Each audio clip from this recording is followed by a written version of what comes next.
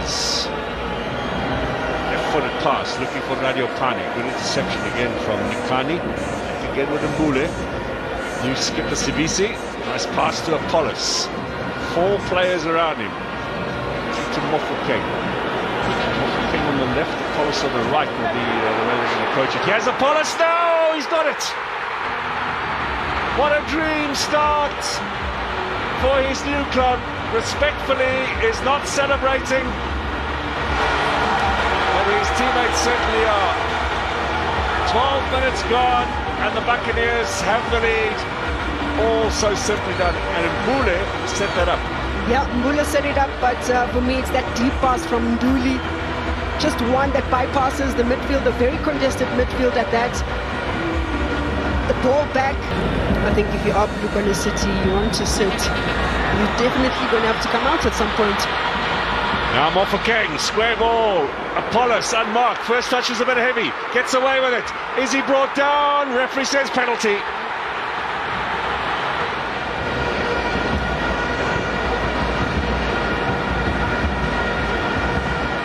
Missed a couple of vital ones in his time, as we well remember from last season. Can he tuck this one away? 2-0. Keeper gets a touch. Orlando Pirates double their lead. And the Buccaneers are having a dream start to the 2025-26 season. Yeah, good penalty from Maswangani. Just taking his time. Thought he would.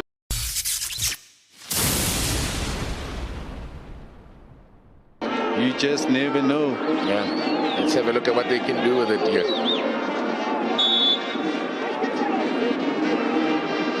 Going to the back post and looking good here for Damarian. Who got the final touch there? TS Galaxy. It's Mpomvelaza. The veteran opens the scoring. Only one goal all of last season from Mpomvelaza. He's up and running.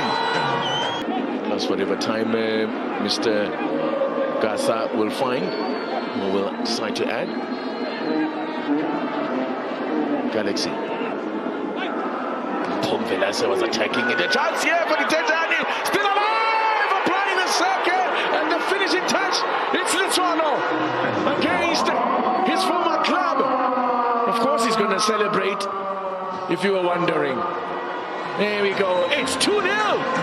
Double the trouble now for the home side. Yeah, question marks over Lena, who came out and tried to pass the ball. I'm not sure if there was a defender that obstructed him from getting a clear punch of the ball away and didn't go too far.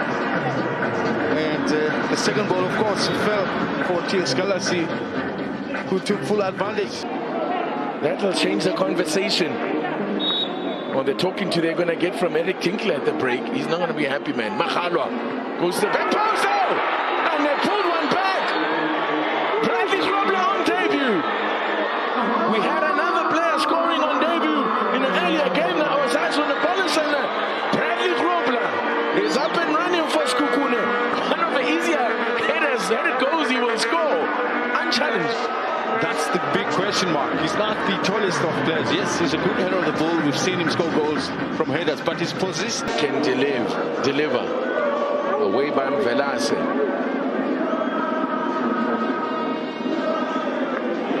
TS Galaxy preparing a double change, but let's have a look at this. Oh! They've equalized! And it's Bradley Grobler! Wow. A brace! Wow. Oh, I didn't see that one coming, but Bradley Grobler, wow! On debut!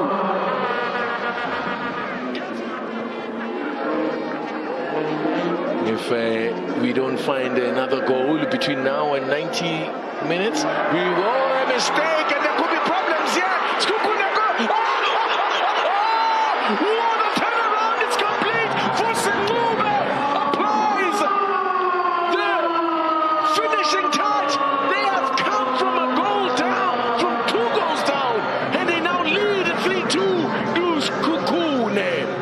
it also comes from a bad defensive error. Ball given away very cheaply. Nube picks it up. Svante, the guilty man. Yeah. The light for Eric Tinkler. looked so good. At some point, it all looked so good for TS Galaxy.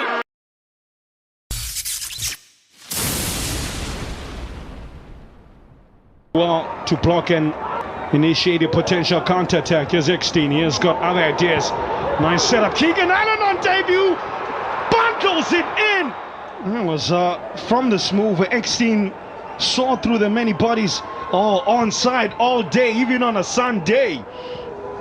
Yeah. Would have given him extreme motivation. Here's De Jong. He seems to be always motivated. The pass is slid in exceptionally. Has to be for Barnes! It does look like a very nasty collision. There were two passes that were out of this world. First from De Jong, eliminated.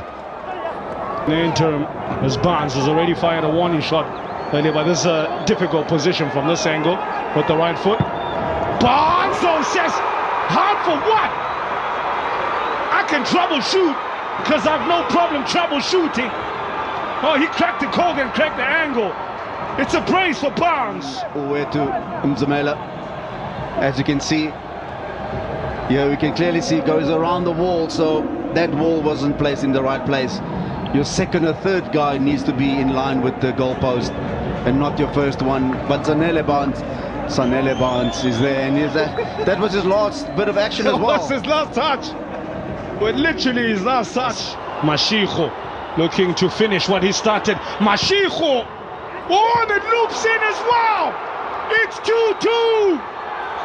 Marvelous Mashiko! 4 Stellenbosch players, and it loops over the 5th in the keeper. How lucky is that? I know they have been involved in the MTN8, so if you're going on that record, it's not looking good short in terms of experience. But the past is the past in the here and now. Well, exactly, and they've got a lot of new players part of the squad this season as well. Pili! Oh, he finds the winner potentially! I told you about Nangelisha Pili.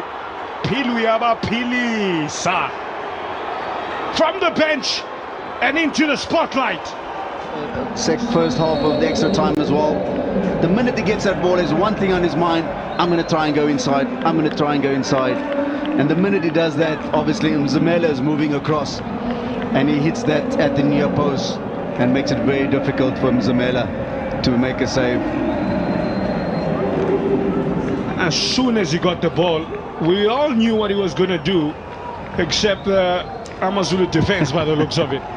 But the first principle of defense is you've got to force your opponent wide.